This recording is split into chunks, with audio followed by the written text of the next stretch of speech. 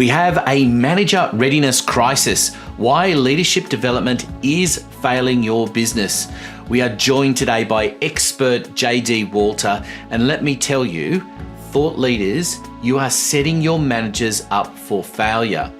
It is a fact that employees don't quit their jobs, they quit their managers. Join us for this very special and important episode because traditional leadership models are most definitely broken and there's a critical gap that's costing your business.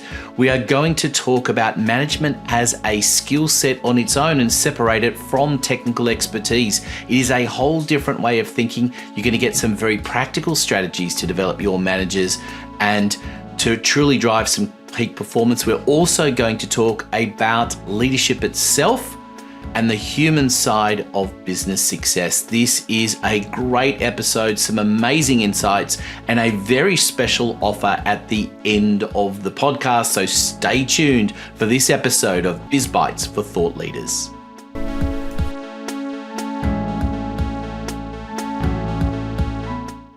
Well, hello everyone, and welcome to another episode of Biz Bites for Thought Leaders.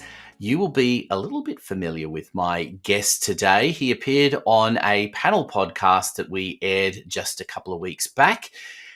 JD, welcome to the program. Oh, thank you so much for having me, Anthony. It's great to see you again and come on your show one more time. So thanks. Look, it's an absolute pleasure. And I think there's a big topic that we're going to discuss today about manager readiness. And I think it's been, as you like to say, a topic that's been neglected a little bit. But before we get into that, why don't you refresh everyone's memories and tell everyone a little bit more about yourself? Sure.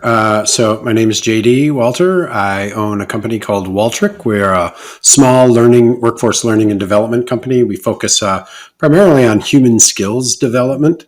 And what I kind of got into this sort of backwards, I suppose. I started out really kind of studying and looking at and experiencing organizations from kind of that structural, systematic perspective. So all of the administrative and management sciences were kind of in my wheelhouse.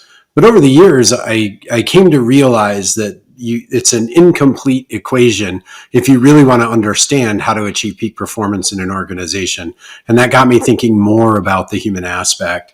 And what I mean by that is humans not as assets or resources in an organization, but humans as human beings and all of the fun stuff that goes into us being these psychological creatures, these emotional creatures, and how we bring our lives with us to work every day and we take our work home with us every night, and all of the things that swirl around us and how they influence and impact our behavior. And so it kind of caught my attention years ago when somebody said work-life balance. And I was like, man, I really have an issue with this because I don't feel like I can segment. And as I thought more about human experience, I realized there's no way to compartmentalize this. There's just life, right? And we live it. And there's a number of things that we do in it. So it really got me focused in on this human piece. And so now what I focus on, we can do technical training, but what we really like to do is get in the room with small groups and kind of mix it up over a couple of days and really dive deep into some of these competencies that are just absolutely critical for not just success in an organization, but success in life. So things like leadership and emotional intelligence and strategic thinking. These are all important things that I want to get into in a moment, but I just want to start off as well with the idea that you kind of alluded to there about both about work-life balance and this idea that that it's all just life. Because, we have this, I don't know if you've seen it, there's a show on Apple TV at the moment called Severance, and the whole idea based around this, that you could go to work and completely forget your outside life and vice versa. It really is based on a principle that many had for so long, wasn't it? That when you come to work, you should leave all your personal life behind. It's just not possible to do that. And particularly post-COVID, where this whole work from home idea has become so prominent. And I just read recently a survey which suggested that the whole push to get people to come back into the office is flawed because most people want to spend 60 to 70% of their time still working from home. So Mhm.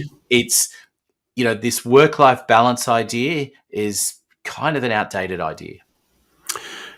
Yeah, I think as a concept, I think we're starting to recognize its outmodedness, right? But it's never been realistic in that we can actually do this, that we could actually achieve it. I think if you go back to the industrial age and you think about work and life, where you're standing in a factory and you're hammering steel, or you're, putting fenders on cars, etc. Those things are easier to leave behind because there is no work to take home. We live in an age now, knowledge work, predominates and or dominates, and so we all have the ability to kind of take our work home with us, because it's not just I'm going to go home and write this report that I didn't have time to write today. I think things are getting so kind of fused together that it's hard to distinguish the thoughts, right? So the thoughts about how do I better connect with these people that I'm working with so that we have a better work experience, so that, fill in the blank, right? Reduce stress, less absenteeism, all those things that we're shooting for. Those principles apply right across the board in terms of our lives. And so I stopped thinking about work skills and, soft skills and hard skills. And I think about human skills and the way I think about it now is there's job skills. I'm an accountant. This is how you use Excel. Here's a P&L. These are the things that you have to do. And then there's life skills or human skills. It's all the stuff that makes us wonderful creatures, but it's also all the things that is incredibly vital for us to be able to get along. Yeah, I mean, I think that's the point, isn't it? It's more and more these days that differentiation of your own human experience is going to become more and more prevalent. Otherwise, you may as well just be a robot yourself. And Mm-hmm. whilst that was a term that was kind of used in the past without much real meaning to it, nowadays with the advent of AI, it's realistic that everyone can just be the same if all you do is utilize the same as everybody else. So Mm-hmm. in using your own human experience is absolutely vital. Yeah, going back to your show idea, I haven't watched any of the episodes, but the premise is interesting. It also kind of just scares the crap out of me Mm. that's an appealing. Now, it's a great, this is not a comment on the show, but rather the idea that idea could be appealing. I would be so scared of missing those moments, right? All of those things that are required from our past that inform our present. And if we're bifurcating that and you're taking a major chunk of your life and you're saying, okay, we're putting this behind closed doors and you have no access to these memories until 9 o'clock tomorrow morning, it feels like there's going to be a lot of repeated mistakes. It feels like we're not going to learn as fast. We're not going to grow and develop to the level that I think we all aspire to. And I don't, so ultimately our contribution, not just at work, but our contribution in life becomes grossly diminished, right? Because we don't have the totality of this lived experience to draw from. And that scares me because I think I'm constantly going back through these, through the hard drive in my head to find all those nuggets and to remember things and to think through. I go back and do my own case studies. I go back to experiences where I'm only now just realizing how poorly I behaved in a particular moment. And this could be 20 years ago, but I go back and I think about it because I was there. I know all the details. I experienced it. I was the one that behaved.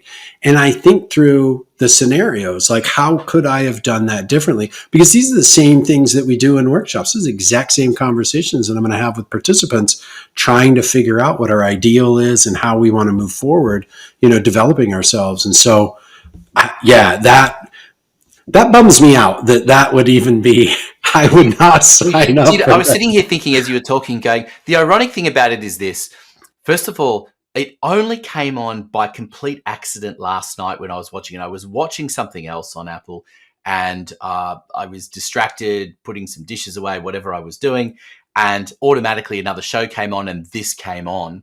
And the ironic thing about it is that if I hadn't have let it play and I hadn't have remembered it, if we had have been, in exactly as the show says, I had have severed my personal life from my work life, we wouldn't be able to talk about it this morning anyway. So Yeah, here we absolutely. go. So it's an interesting irony with it anyway. But I think what, getting back to the whole idea of what you're focusing on is around, around managers and the whole idea that they're being undervalued at the moment. And I think this is an important thing for listeners to the podcast to understand, because you're either the manager or you are the CEO, business owner who has managers underneath them. And whichever you are, you're still wanting them to encourage them to be thought leaders. Mm-hmm. And so if we're not doing that, if we're not valuing them, then that's at real risk, and that pushes everyone down. So tell me a little bit more about how you've recognized that this is an issue in the first place. Well, like so many things, something pops up and just catches my attention.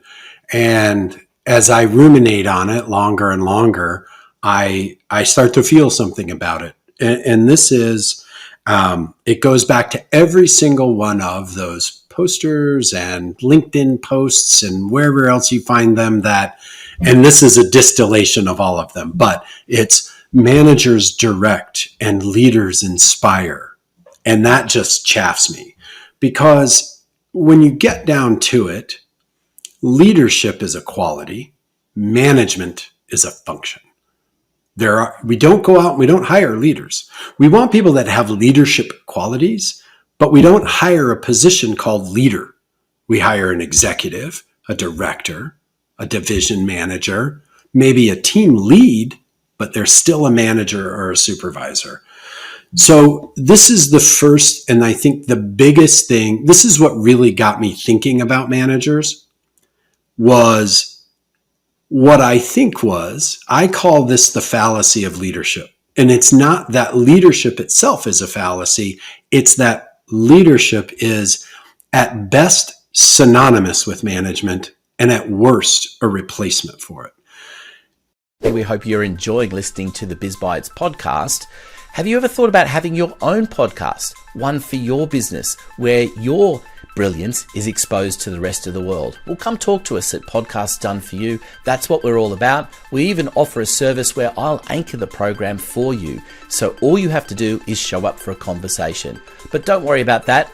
We will do everything to design a program that suits you, from the strategy right through to publishing and, of course, helping you share it.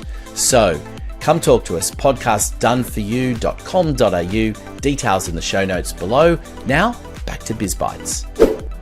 What I call this the fallacy of leadership. And it's not that leadership itself is a fallacy. It's that leadership is at best synonymous with management and at worst a replacement for it.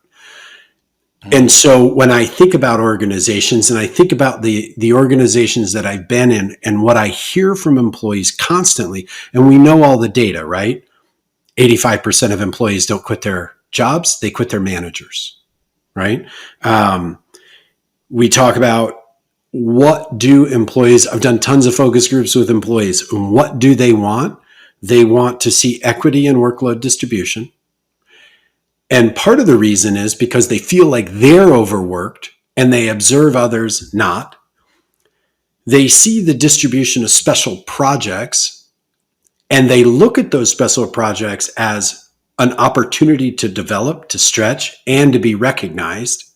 And they don't get the opportunity. So there's something about workload distribution. There's something about time management. Do we create space so that individual contributors can do deep work? Or coming out of COVID, are we jamming everybody with, constant back-to-back meetings? And there's all kinds of stuff that we can talk about how detrimental that is. But so it was, the starting point was this idea of leadership and management. And I was all in on leadership, and I started studying it. And did a lot of guest lectures on leadership and championing the idea. But it started to come up as a competition, or this binary that I thought was incredibly disruptive. So what I'm talking about here is we've set managers up as the evil empire. We didn't like them in the first place. Now we hate them, right? So that's strike number one against managers. But what I've also observed is that organizations aren't developing managers. And here's a typical scenario, right? Anthony, you are the top technician in our organization, so I want you to be a manager. Have fun. Hold on. Management is its own skill set. Yes, the knowledge and expertise that you have as a technician helps you manage that group of work. We have to remember that a manager's job in every organization, and people won't like these words, but I use them deliberately, is command and control of production. Executives set visions and strategies. Managers take that strategy and operationalize it so that the technicians can actually go complete the tasks, right? So this command and control over production is the direct frontline oversight for this thing called production. We've gone through all these different epochs of management where, we started out, maybe it was more systematic looks at organizations. We got into standardization at some point, and you draw the string out. And these are approaches to improving management. I think leadership is an approach to improving management. I don't think it is a competing idea. To go back to why are managers under fire? So first of all, just like everybody else, they're under stress. If they don't have resilience developed through, some aspect of their existence, whether it's in their personal life or their professional life, they don't have the self-awareness to behave the way individual contributors or executives are going to expect them to behave. When their individual contributors are under stress, they don't have the awareness, the social awareness to recognize that something's happening in this group of individuals, and then to be able to employ authentic empathy and to bring them into a conversation to understand what is actually going on in the moment so that the manager could potentially do something about it. So they're not developed they don't have a manager skill set. They're not trained in leadership, the competency of leadership. They are overlooked as a vital component of the organization. And there's this binary that I talked about. So all of these things kind of come together and have put a premium on kind of banging on managers. And so I want to champion them because I've seen too many managers just being beaten down in organizations. These are good people that are trying to do good things, and they're struggling on their days. And when that fear takes over, the default is to white knuckle your environment. And that's what micromanagement is. And nothing kills the human experience inside of an organization, particularly for individual contributors, when somebody's trying to micromanage every aspect of their work existence. There's so many things in what you've just been talking about that I think back even on my observations of different organizations. And you've got this concept of lead by example, which I think is, embedded in this concept that someone's been thrust into being a manager, and the only thing that they know about managing is to keep doing what they're doing, which is not really leading. It might work in a sports environment. It might be that, if you're on the football field and you're leading it and you're the leader of a team, that the best way to lead is by you up your enthusiasm, you get in there and you make the tackles, you lead the attack, whatever it might be. That can be leading by example, but the sports field isn't necessarily always relevant to the business field. And getting in there and just doing and getting your hands dirty and doing all that stuff isn't always the answer if you're a manager. Mm-hmm. Well, I love that analogy because it makes me think of divisions of labor. There's a reason that we have specialization of labor within an organization. There's a reason that there are individual contributors, managers, and executives. Everybody plays a very specific function. if you go, and at each of those levels, they're not homogenous, right? Individual contributors don't do the exact same thing. So take take the football pitch and say, I'm the center, right? And you're a wing, and somebody else is a defender. Okay, we all have three very specific roles to play. Now, we can be a leader in terms of positive attitude, grit, determination, celebrating each other, lifting our teammates up, all of those things, but we can't do anybody else's job. So part of being a manager is creating that environment where somebody can do their job.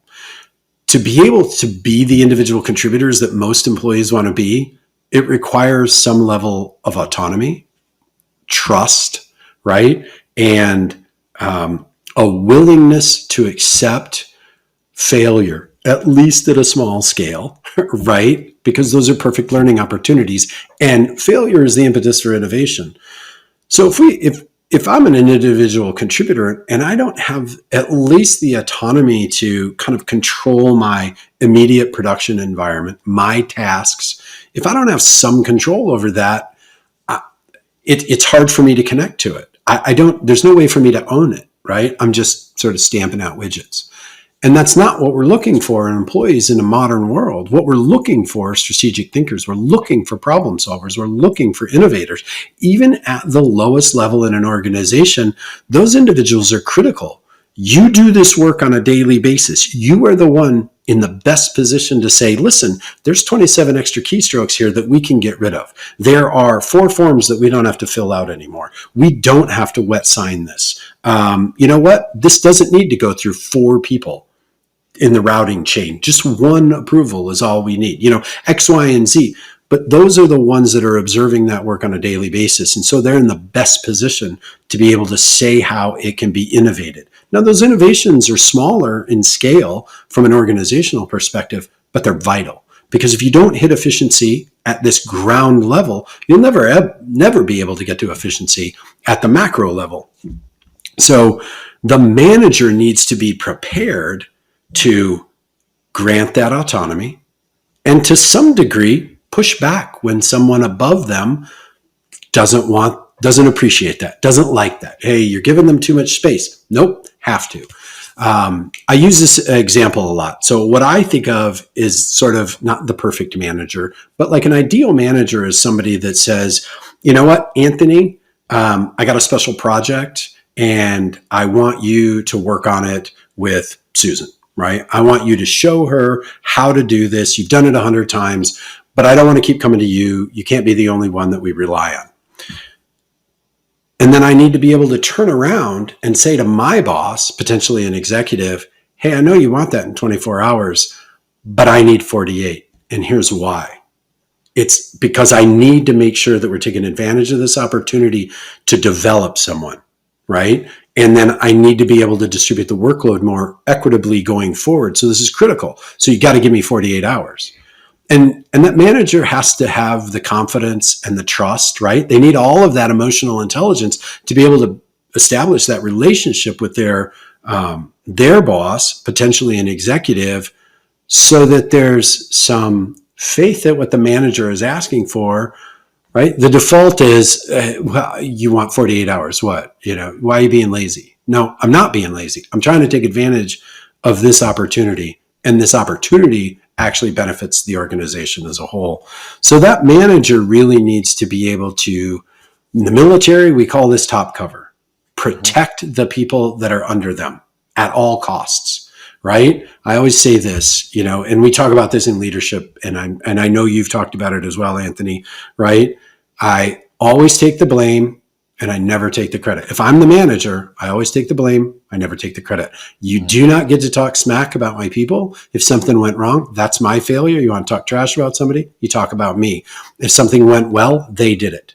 I'm not here to be getting gold stars. I'm here to take the beatings, right? And do the translation and protect these folks so that they can be the peak performers that they ultimately want to be in an organization. So managers play this sort of vital function of keeping the organization out of the way of production. Yeah, it's so important that people understand that differentiation in the role that managers play, and also understand, I think, equally that there are people that don't want that responsibility, that they're really happy being the technician. They're really happy showing up every day because ultimately, whether you are a worker, a manager, or the owner, CEO, director, whatever you want to call yourself, uh, you still need joy in what you do. And that's at the Mhm. heart of it. We talk, particularly small business owners will have heard a lot about, for various people talking about business owner joy. And it is true that you need that. And you need to be aware, even as a manager, that you need to have it, that the people working underneath you need to have it as well, because otherwise this whole thing doesn't function at all. Yeah, well, I mean, I know we're all go to work for a paycheck, and that's fine because that's what this wage labor exchange is all about. Now, I get it. There's work that we can be more emotionally connected to. Our levels of engagement are higher in work that we're inspired by or that we see some greater benefit in. Um, but at the end of the day,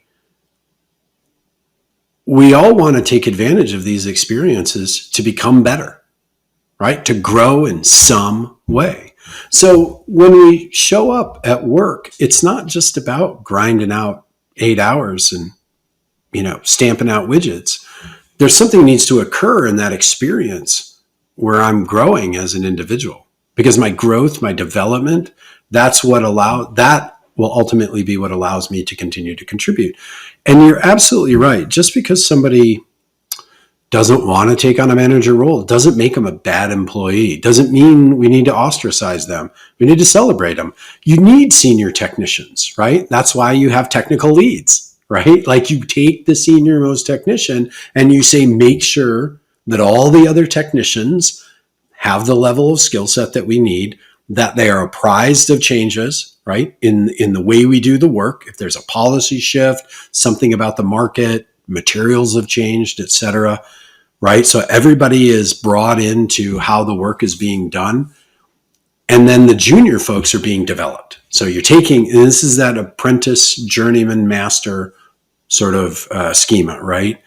So we always want to have those more junior folks that are at the very front end of becoming a technician, a skilled technician. And you need those senior folks to guide them on that process. And I think you don't want to lose them. The U.S. military. Sorry, I was in the U.S. Navy. So the U.S. military did something. The U.S. Navy did something while I was on active duty, and that was we took the Master Chief. That's the senior level of an enlisted, and they split it, and they said, okay, if you want to continue to be a technician, you will stay in your rating. So I was a JO, that was a public affairs person. So I could have been a JO Master Chief, but I never would have been put in a command Master Chief role, right? I wasn't qualified. I could only take over as the senior enlisted of, like, let's say a public affairs shop, a broadcasting unit, armed forces network, those sorts of things. But if I wanted to actually be a command Master Chief and have insight and contribution to how the command was run and the decisions of the command staff, then I had to declare that. I would leave my rating behind. I would get a new designation as a it was a CMD, so a command master chief. I went to school, and then those were the billets I filled. So I would take on a command master chief. So this is the difference between being a technician and a manager at the most senior levels.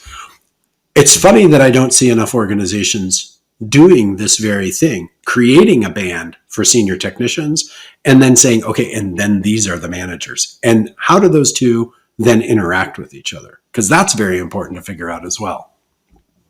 Yeah, and it's interesting too, isn't it? Because if you start thinking about it and going, management is its own skill set. We always think of managers as being senior, but if you start thinking about managers as being a role to coordinate and do things, it's just a different role, and it's not necessarily a question of seniority. The Hmm. seniority happens at the owner CEO level. That's definitely a level of authority because they're the people charged with the full responsibility and the strategy. But at those levels, if you start thinking about it differently, you understand that the roles are there to support one another. Yeah, absolutely. I think I was 18 and I was the assistant manager of a franchise pizza chain here in the United States. And my job was I made pizzas, right? But I didn't deliver them. I didn't really, I answered the phones if nobody else was around, but I didn't usually answer the phones. But what my job was to make sure we were staffed with enough folks every night. So I had to know volumes of, throughput over the course of the week. I had to know when our busy hours were, when our lean hours were. I had to know when we had more deliveries versus carry out. I had to have so I had to have the workforce. I had to have the supplies. So I had to get the orders in and the orders in correctly. So we always had enough, but not so much that we had excessive waste. I had to make sure the facility was always clean, safe, and then up to all of the codes. So the roles that the work that I did, the things that I spent the most of my time on were all this other stuff, right? Sort of back office stuff. Every now and then, during the heavy loads, I was out there making pizzas, right? And talking to customers, but the primary function wasn't being the greatest pizza maker, using our analogy here. It wasn't about being the best technician. It was about all of the things that allow all the other folks that are working in that shop to be the best that they could be, the best drivers, the best customer service, the best pizza makers, right? So back to your point, I think there was probably a clear idea of what a manager was kind of in the industrial age. It was a little easier to place people on an assembly line and then have these rovers that were managers who were just kind of like coming by and doing spot checks, making sure quality was there and seeing if anybody was having any issues, right? So it was more of a utility player, but I think go back to this idea of like being, here in the modern age in knowledge work, it's a little bit different because it's not about problem solving as part of it, but we're actually asking for innovation. So I'm taking one of the most junior people. I had an intern a couple of years ago, and I said, and I was putting together, I was doing a bunch of learning and development programs for supervisors in this particular organization. So I would do this lunch and learn. So I took my intern and I said, I want you to watch me do one of these. I'm going to walk you through how I create the content. I'm going to give you the template, the formula, and I'm going to show you how I present the content. You're going to sit through one of these, and then you're going to go make one. And then in a couple of months, you're going to present one. And so I took him and I put him almost immediately. I was getting him developed, ready, right? So to your point about managers, now I could have very easily taken that intern and said, okay, now this is how we're going to manage a series of contracts where we have P&L requirements for the company, where we have service level agreements for our customers, and where we have individuals that need to do the work. So to your point, I could have very easily taken a college intern and said, I'm going to put you in a management internship, and we're going to learn how to manage these projects, these contracts. And I think we would do very well if we recognize that management, to your point, is a skill set, a competency all to its own. And we started treating managers as if that competency was incredibly vital to the organization, because it is. Hmm. I want to shift gears a little bit for this last part of the podcast, if I can, to talk the other side of things, which is leadership. So we've talked a lot about managers Mm-hmm. and that functionality there. And, particularly this program focuses on thought leadership. What's your definition of the idea then of leadership if we've got managers performing a function that isn't necessarily leadership? It can be. What actually is the definition of leadership then? Well, there's 1,000 of them out there, as you know, Anthony. My definition is leadership is a set of qualities that you bring to bear on the work that you're performing. And it doesn't matter. If I'm the pizza guy, I can be a leader. If I'm on the soccer pitch, I can be a leader. So leadership is actually available, right, to everyone at every level all the time. What leadership, I think the focus on it as an acumen or a competency that we can develop, and I don't want to say perfect, but look for that continuous improvement, is that leadership's about creating space for others to be successful, right? So it's about seeing how other people are feeling. It's about recognizing where there are obstacles and challenges. There's, figuring out how to navigate difficult situations and have tough conversations and engage in productive conflict. So those are the sort of the things, the skills, or or the traits of leadership. But leadership is really just about being thoughtful, recognizing that I am a part of a collective, however big or small that is, that everybody here is incredibly important. So these ideas like inclusivity, celebrating diversity, championing diversity because of its absolute value to the decision-making process, making sure that people are included, right? An example, is I'm hosting a meeting and it's in a remote platform like we're doing this podcast, and there's 10 people and 2 people are dominating the conversation. Or worse, we're in a hybrid situation where there's 5 people in the room and there's another 5 people on a digital call. Part of leadership is recognizing there's a distinction in that environment and that it's not the same experience for everybody. And so there has to be an accommodation. And so demonstrating leadership is something as simple as like, hey, Anthony hasn't had a chance to chime in. He's been on the call, this last however long we've been together. Anthony, what do you think about this? I'd really like to hear from you, right? And that's bringing people in. So leadership can be as simple as always making sure the door stays open till everybody's through. Right. And by the way, I want to break in there and just say one of the best examples of how you can realize if you're doing that successfully or not, because I observed this recently where I attend a particular meeting that happens on a regular basis with a regular group of people. On this one particular occasion, one person who is usually quite a dominant voice was not able to attend, and I observed how different the dynamic was. Now, that's not a criticism of that individual. It was just more that other people were able to have a say, and then the nature of the meeting was quite different without that dynamic in the room. Mm-hmm. And I think that's such an important thing to be aware of, is that some people by nature are a bit more dominant in a conversation, and other people like to sit back and listen, and you have to actively prompt them in order to get their opinion out. And that, as you say, I think is what leadership is about, is recognizing that you have those differentiations in a particular setting. Yeah, and that's such a great point, because we can't default to, hey, Anthony, what do you think? Because Anthony might need more time. And that's really what we have to recognize, is that, you know what?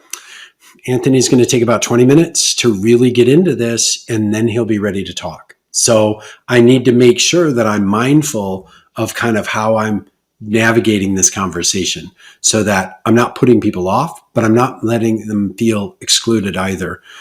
I think at the end of the day, leadership, if I distilled it down to just a small set of words, is leadership is helping others to see that they belong.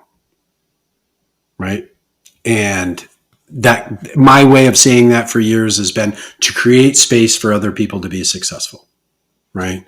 But that's really what it comes down to. And that has to happen at every single level of an organization, that behavior has to be modeled from the top down and the bottom up. It has to be, that is the culture that we're trying to build in organizations. It is a leadership culture. We can talk about all the other things, an inclusive culture, a diverse culture, et cetera, et cetera. But at the end of the day, what we're really trying to build is a leadership culture where everybody is taking on the responsibility and owning the opportunity to be a contributor to making sure that everybody else feels valued. Such an important idea. And what I was sitting here thinking about as well was that the extension of leadership is what we talk about here, which is thought leadership, which is exactly what you've demonstrated, in the way that we've talked about it, because it is about using your experiences, thinking about how that interpretation of all of that can have an influence on others. And that's exactly what thought leadership is. And I appreciate that's what you've been demonstrating here in this particular podcast and in talking about management. We're just about out of time, but I do want to allow you to talk a little bit about an offer that I know you have coming up for people who are listening into the program, because I think it's an important one for people.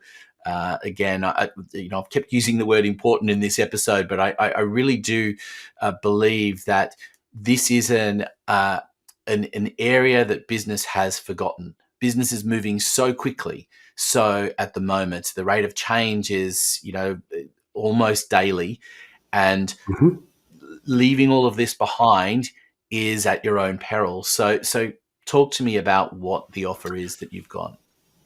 Right. So, for everything that we talked about today, Anthony, I was trying to figure out a way simply to get engaged with organizations and have a very meaningful and productive conversation.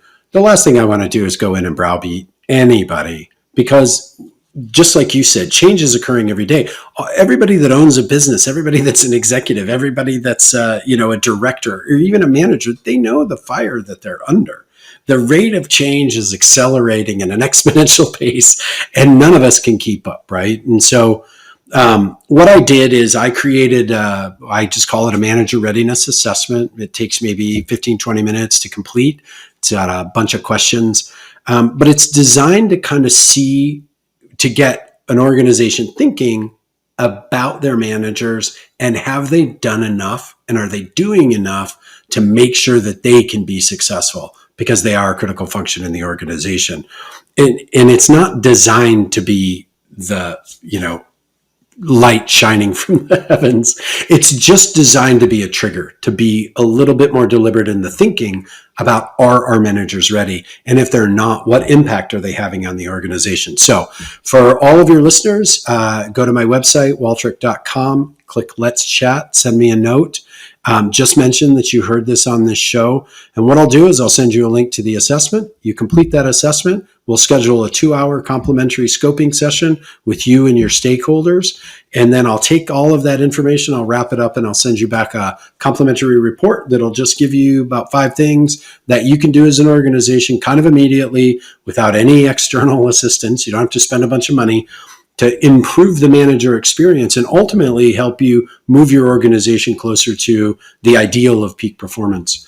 And so it does a couple of things, right? I'm happy to I love having the conversations, but I'm interested in how we're perceiving our organizations. I know how I look into an organization and see it. And I'm really excited to hear how others are seeing them and experiencing the organizations from inside. And reach out to me via the website. Let's chat. Mention this episode. I will send you the link. Complete the survey or the assessment. We'll schedule a session, and then I will provide you a report for things that you can do to improve manager readiness in your organization without spending another dime. Fantastic. Thank you so much for that. And of course, we will include all the details in the show notes. Just to wrap things up, a question that I love to ask my guests: what's the aha moment that people have when they start working with you that you wish more people knew they were going to have in advance? I think at the end of the day, it's that we've put such a premium on systems, processes, technologies that we've forgotten about humans and the absolute magic that humans can create if we just give them some space, some freedom, and some safety to do that. I think we're so focused on, oh my God, it's got to be right, and catastrophic failure, rapid pace of change, and tolerance for risk, and all of these things. It's gone over the edge. And I think what we can find is that investing broadly in workforce development will pay bigger dividends than any other investment in your organization, faster. Specifically, if you don't do anything else with your workforce, but you just focus on that management band and ensuring they're ready, again, without spending a ton of cash, you will see monumental changes very, very quickly. And it's that moment where they realize, like, oh, if I just give people freedom to bring their A game, by golly, we'll do it because we're inclined to do it. We're not lazy as a species. We don't stand back on our heels. We're not looking for the easy way out. We are predisposed as human beings to roll up our sleeves and get in there and get greasy and get the work done. And what stops us most of the time is some obstacle that has become, muted, or it's invisible to us in the organization. And so we constantly look, well, I need a new ERP, I need a new CMS, I need a piece of AI, and we go out and we spend so much money in organizations on things that don't fundamentally move the needle. They make a bit of an improvement, but they don't make the kind of improvement that we could make in our organizations if we actually put a premium on developing those folks that have come to this opportunity called our organization and are willing to give their very best effort on behalf of us. And so I think that's the moment, and I love it when I see it, and I love to celebrate it because it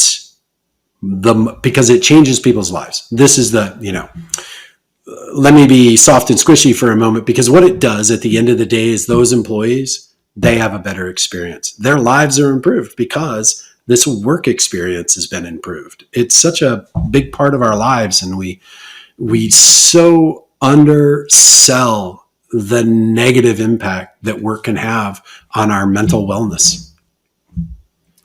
What a wonderful way to end what's been a fascinating discussion. And I really appreciate all of the insights, JD. It's been an absolute pleasure talking to you. And I know we're going to have more conversations into the future, but thank you so much for being part of Biz Bites for Thought Leaders. Awesome. Thank you so much, Anthony, for having me. And I appreciate everybody listening. And a reminder to everyone listening in, all the details in the show notes about how to get in touch with JD. And of course, don't forget to hit subscribe so you never miss an episode of Biz Bites for Thought Leaders. Hey, thanks for listening to Biz Bites. We hope you enjoyed the program. Don't forget to hit subscribe so you never miss an episode.